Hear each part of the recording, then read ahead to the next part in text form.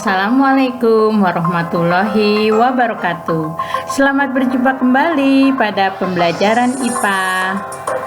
Kali ini kita akan belajar KD 3.4 Listrik statis dalam kehidupan sehari-hari. Mata pelajaran IPA kelas 9 SMP semester 1. Semoga bermanfaat. Jangan lupa subscribe, like, komen, dan share. Kita akan belajar mulai dari KD, tujuan, konsep listrik statis, penerapan dari konsep listrik statis dalam kehidupan sehari-hari, latihan soal, dan kesimpulan.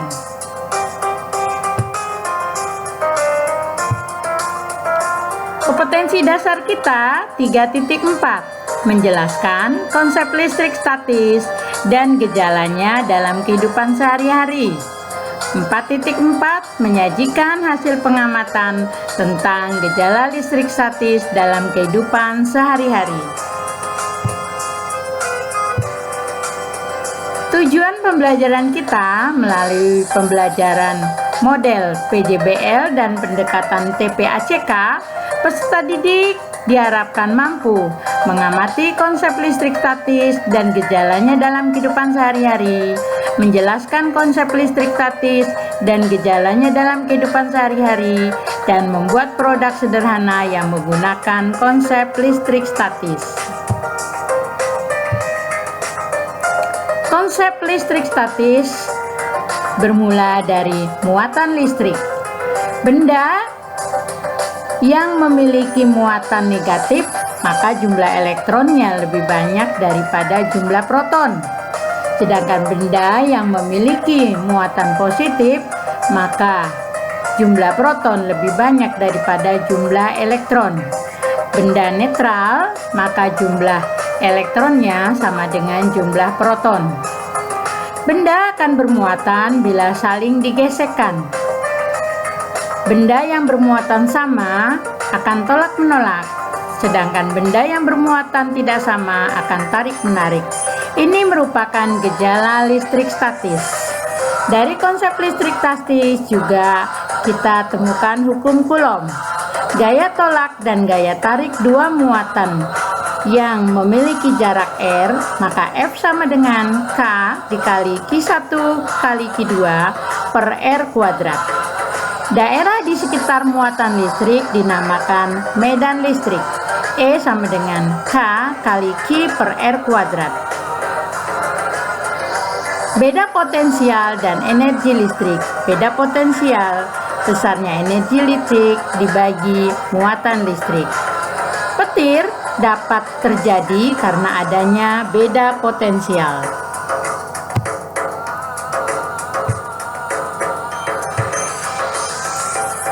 Kita lihat di sini animasi dari elektroskop, di mana benda yang bermuatan positif bila didekatkan pada elektroskop, maka daun elektroskop akan membuka.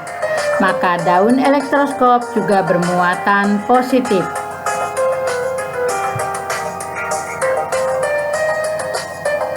Medan listrik, daerah di sekitar muatan listrik, dari positif ke arah luar dan negatif ke arah dalam.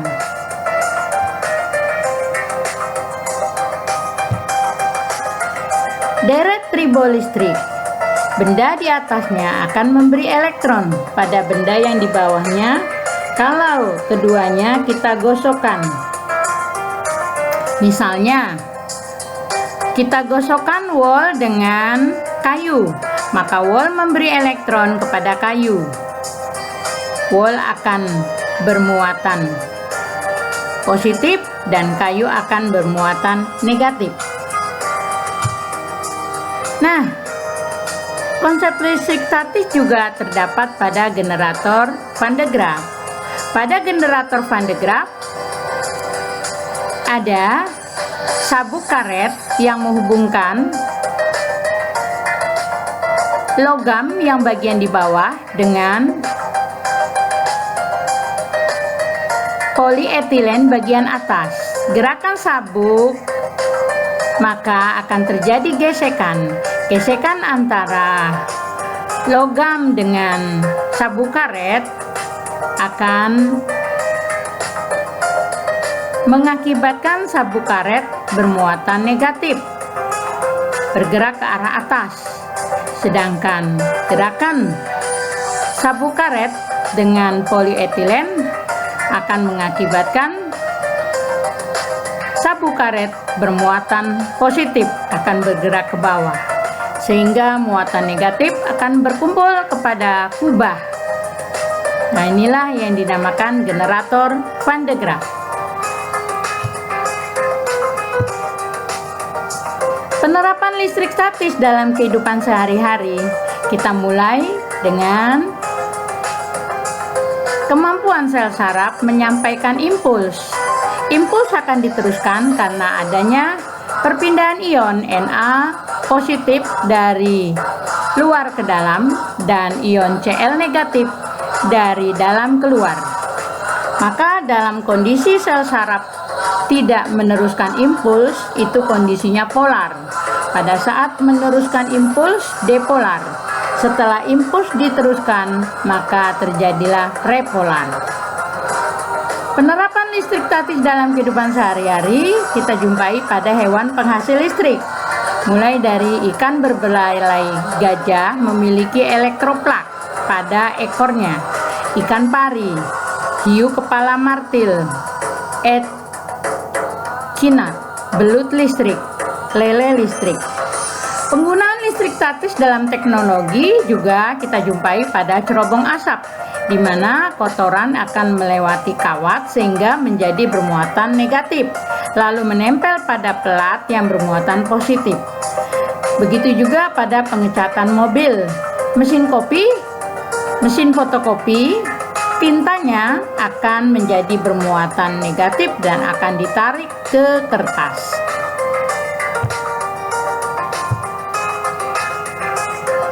Nah, ini adalah bagian-bagian dari sel saraf.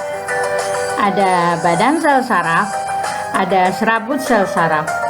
Badan sel saraf memiliki inti sel, dan serabut sel saraf terdiri dendrit yang menyampaikan impuls ke badan sel saraf dan nerit atau akson yang menyampaikan impuls dari badan sel saraf. Akson akan diselubungi oleh mielin yang terbuat dari sel Schwann. Bagian dari akson yang tidak terselubungi oleh sel Schwann dinamakan nodus Ranvier. Pertemuan antara sel saraf satu dengan sel saraf yang lainnya kita namakan sinapsis. Di sini kita lihat animasi bagaimana penyampaian impuls pada sinapsis.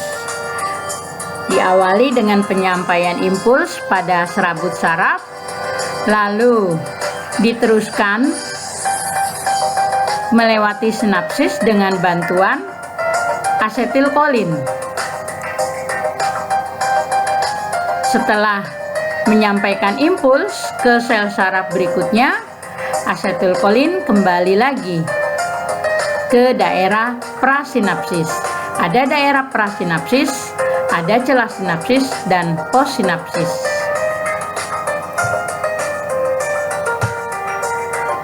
Kita latihan soalnya. Bila kayu digosok dengan wol, maka yang bermuatan negatif, ya benar sekali, kayu. Kalau jarak dua muatan 1 meter dengan memiliki gaya Coulomb 3 Newton, sekarang jaraknya kita dekatkan setengahnya, maka besarnya F akan menjadi 12 Newton. Seperti terjadi karena adanya perpindahan elektron, impuls diteruskan pada sel saraf dalam kondisi depolar. Fotokopi menggunakan prinsip listrik statis dengan menjadikan toner bermuatan negatif. Tibalah kita pada kesimpulan. Ada dua bagian dari KD 3.4. Yang pertama, konsep listrik statis, mulai dari gejala listrik statis, hukum Coulomb, medan listrik, dan beda potensial listrik. Sedangkan penerapannya dalam kehidupan sehari-hari mulai dari penyampaian impul pada sel saraf, hewan penghasil listrik, penggunaan listrik statis pada produk teknologi. Sampai di sini dulu. Jangan lupa subscribe, like, komen, dan share. Wassalamualaikum warahmatullahi wabarakatuh.